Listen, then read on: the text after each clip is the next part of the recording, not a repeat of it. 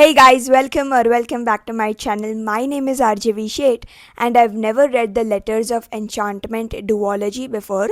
So we are going to be reading it for the first time together. The first book is Divine Rivals and the second book is Ruthless Vows. So let's get started. I'm really excited. Look at the floppiness of this. Heaven. The author went straight for my heart in this because I hate that trope. The last couple of chapters had me in the trenches. The Roman conceited kid. I want to have a typewriter now. I asked them what their favorite character in Divine Rivals was, and they said Daker. Okay, so first of all, my thoughts.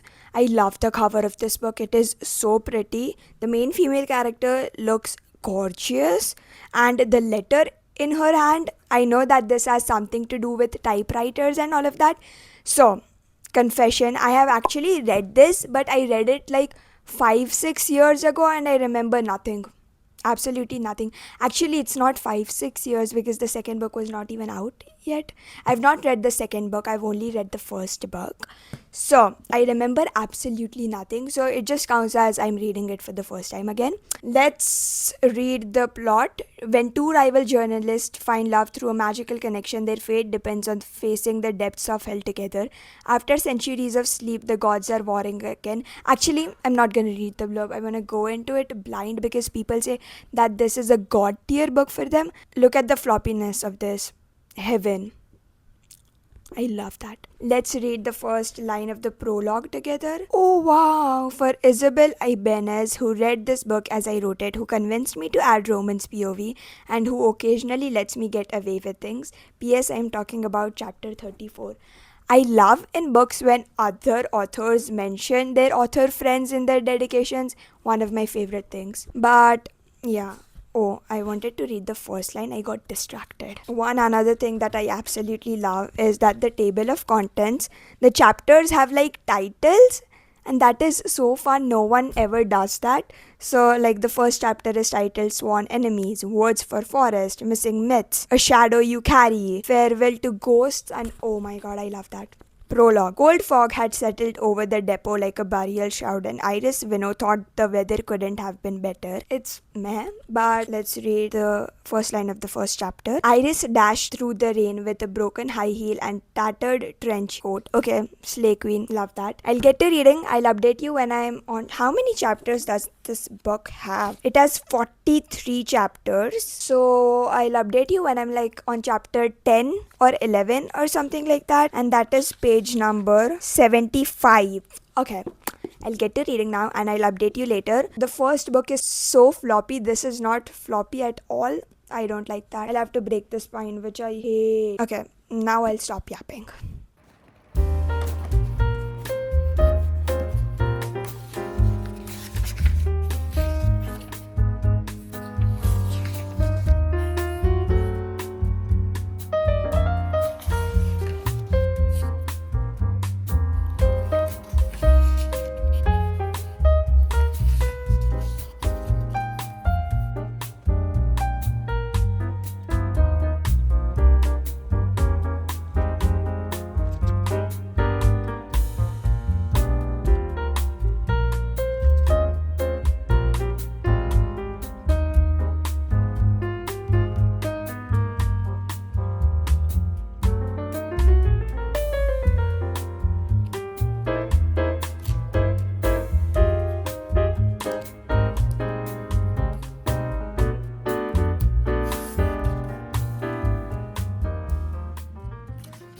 Okay, guys, so I'm exactly on chapter 10 of Divine Rivals, page 75 of 350 or something like that. I'm like 10% of the way through the book. So, the plot of the book, till what I know, I've not read the blurb, so I'm not sure. But the main female character is Iris, this, and the male main character is Roman. They both are rivals, they both are journalists, and they both are trying to get the columnist position in the newspaper or like magazine they're working for. And this kind of has like a magical setting in it because Iris's brother Forrest has gone to fight in the war, and the war is between two gods. I forgot. Yeah, Enva and Dacre.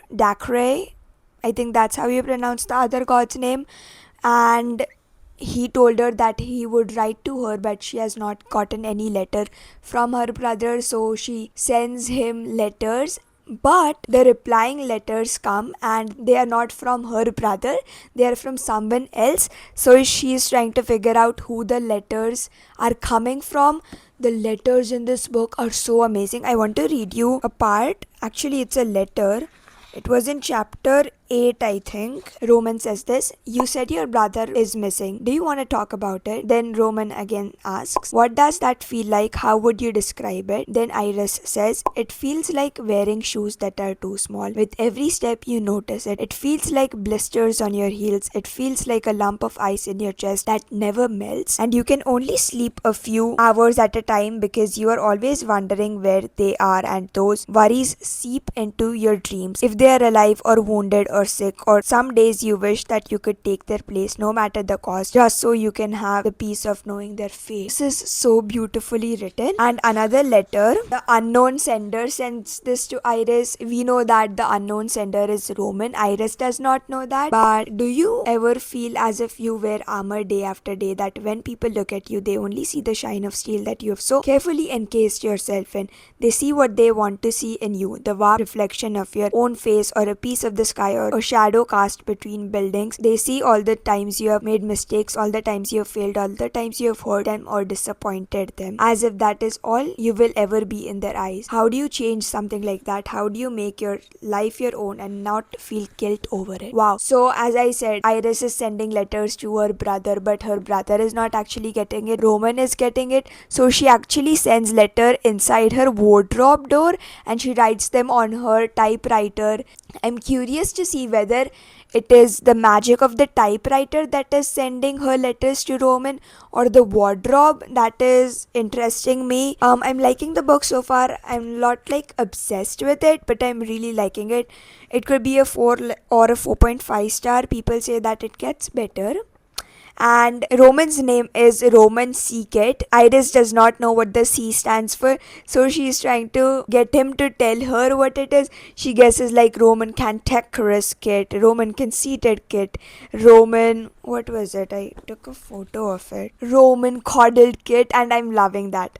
So those are all my thoughts right now. I will update you when I'm like under 200 pages of the book.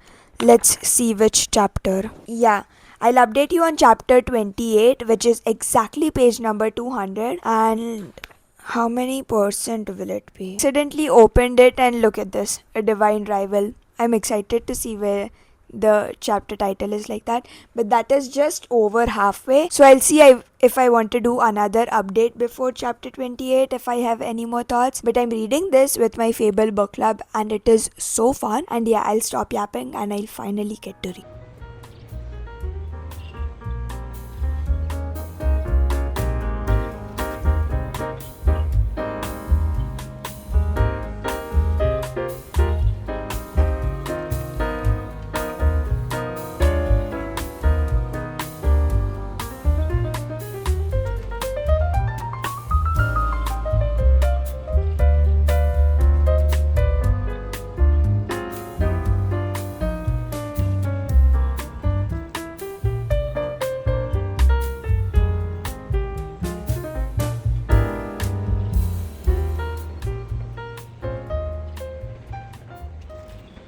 Okay, guys, I'm on chapter 25 of Divine Rivals, page number 178. This much, so like under halfway. I wanted to read you another letter, I guess. It was in chapter 12, I think. I cannot put this book down. It is so good. I don't want to do anything except read this. This quote is on page 83. It's not actually a quote, it's a letter that Iris sends to Roman. She doesn't know that it is going to Roman. Okay. Sometimes I'm afraid to love other people. Everyone I care about eventually leaves me, whether it's death or war or simply because they don't want me. They go places I can't find, places I can't reach, and I'm not afraid to be alone, but I'm tired of being the one left behind. I'm tired of having to rearrange my life after the people within it depart, as if I'm a puzzle and I am now missing pieces, and I will never feel the pure sense of completion again. The author went straight for my heart in this. Now, chapter 22. So Iris is talking about how she does not like her name. And Roman says this: Dear Iris, I have to say that an eyeball is the furthest image from my mind. Even the fierce flower that inspired your mother to name you wasn't the first thing I thought of. Rather, Iris, transitive verb to make iridescent. Let us make our names exactly what we want them to be. This was on page 159. So I'm literally so obsessed with this. It is so good. The connection that Iris and Roman have, it is very soft. They are getting to know each other at an emotional, sensitive level, and I love that. That is not seen in a lot of books these days, and I'm really obsessed. I'm so excited to continue. I'll read till chapter 35 and I'll then update you because chapter 34 is titled C, and I know I'm going to be in for some heartbreak. Yeah, I'll get to reading. I don't have anything more to say except that pick it up, and I want to have a typewriter now. I desperately want a typewriter because of the letters they are writing each other. I forgot to tell you this, but the story has progressed, and now Iris has actually quit the Gazette and she works for their rival, the Incredent Tribune, and she has to go to the war's front lines to be a war correspondent, and she's also trying to find her brother. So that's what's happening right now.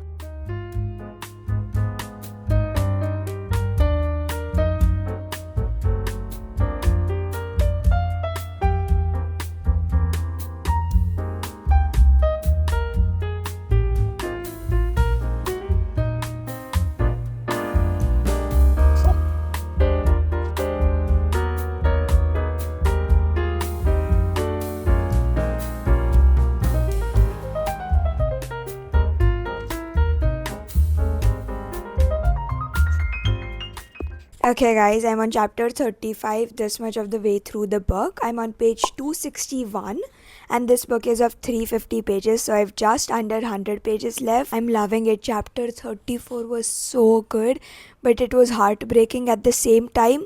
I want to hug Roman so badly. He deserves everything.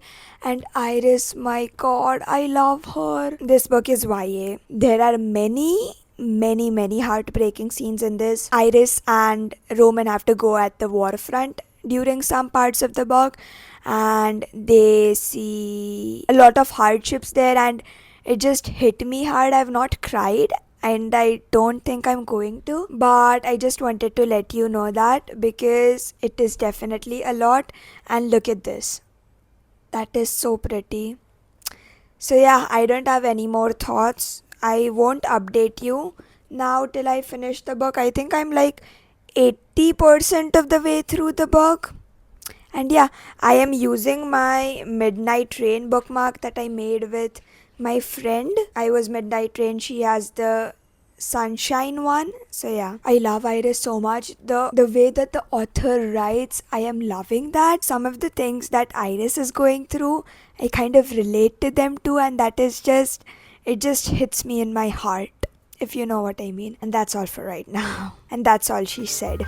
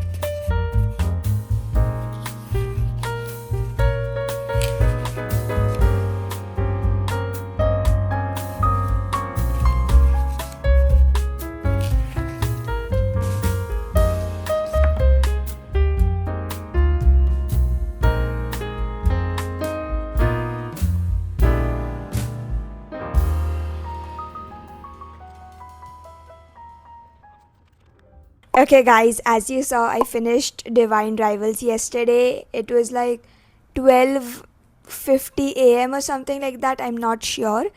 But I think I'm gonna rate this 5 stars because the whole plot of this was amazing. The whole vibe of it, the vulnerable feeling we get between the characters, the way that they emotionally connect. It is not just first sight everything. It was built really, really slowly, and that is the type of books I love. If you have not read it, what are you doing? Highly recommend. And just if the cover does not make you want to read the book, what can I say? I can't convince you otherwise, I guess. The letters, everything in this, phenomenal, top notch, 5 stars. The ending of this book was so sad. I won't say the character's name, but I hate two specific characters. Why would they do that to Iris? And I had gotten a spoiler for the ending of this book. It was not in this book, and now I know that it is in the second book, so I'm really scared because I hate that trope. I won't tell you because, of course, spoilers for this book. Wow, I have no other words, just wow. The setting we get of the gods fighting each other, the war won cities, and amazing. So, then I have already started Ruthless Vows by Rebecca Yarros. Nope, not by Rebecca Yarros, Rebecca Ross. I'm currently on chapter 5, the first Olette. I have read like 42 pages, this much of the way through the book. I had to like open each individual page to like spread the pages out so the spine doesn't crack. But I'll update you when I'm like on page number. When I get to part 12, I will. Nope, not part 12, chapter 12, I will update you.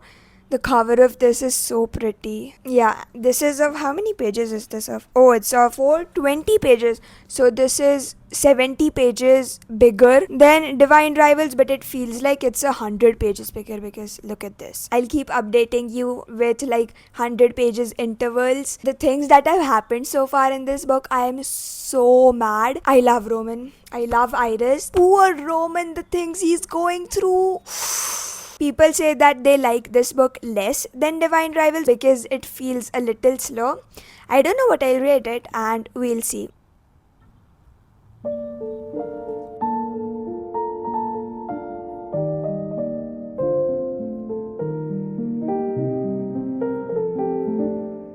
Okay, guys, I'm 27% of the way through Ruthless Vows. I'm on page number 112, chapter 14. I hate the trope in this, and I hate Dacre. I hate him with every fiber of my being. I just love the cover so much. It is so pretty. I can't stop staring at it. I get why people like this less than Divine Rivals because it is kind of slow and we are seeing more of the war side and not Iris and Roman's connection because of a specific trope that happened at the end of the book. That's all. So, let's read the first line. Actually, I have already read it, but I wanted to read it out to you. And the dedication is so cute. For anyone who sought a different realm through a wardrobe door, who wrote a letter and is still waiting for a reply, or who dreams of stories and bleeds words. I love that dedication so much. Yeah, I don't want to read the first line because that is a spoiler and I don't want to give it to you. That's all the updates till now. I will update you when I'm on chapter 29 or 30 because that is page 202 and 209. I'll get a crack on reading it. And I have not been reading it physically because the paperback is really stiff. So I have the book on my Kindle. I downloaded it and I'm reading it there. Immersive reading it with audiobook.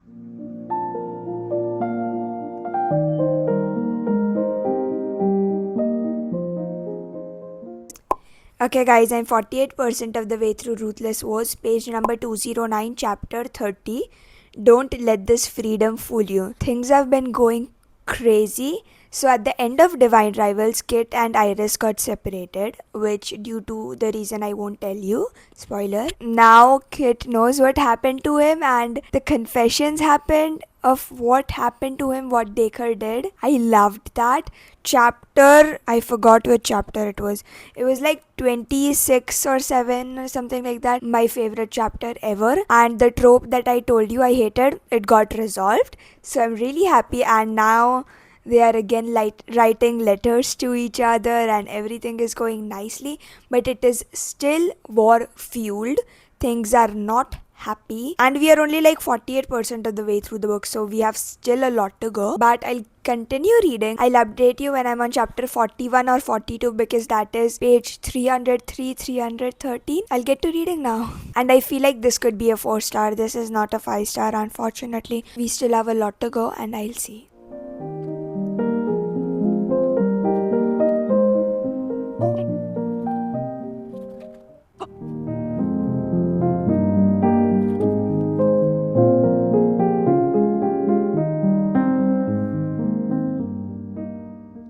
Okay guys, I'm 75% of the way through Ruthless Vows chapter 43, page number 323. So the last chapter 22 ended on a cliffhanger, so I'm really excited to continue reading. I'll definitely finish the book today, and I'm so tired right now. I just came back from working out and my bones feel exhausted, so I really want to sleep. I have like 2 hours left in the book. It's like 9 p.m. right now, so hopefully I can finish it soon and go to sleep, because I need sleep desperately. And yeah, that's all the updates for right now. I don't have anything else to update on because I did so many updates. And yeah.